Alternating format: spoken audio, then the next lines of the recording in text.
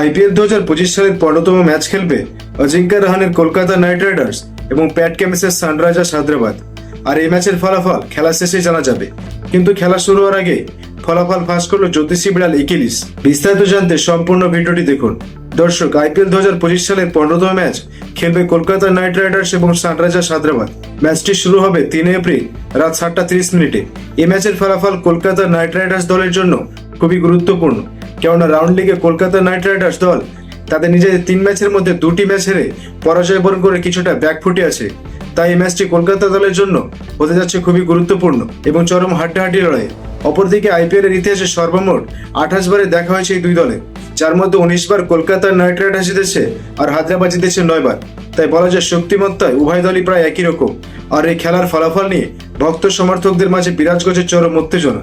যদিও খেলার দিন যে দল ভালো খেলবে খেলার ফলাফল তাদের পক্ষে যাবে, তবু একদিন আগে ফলাফল ফাঁস করলো জ্যোতিষী বিড়াল।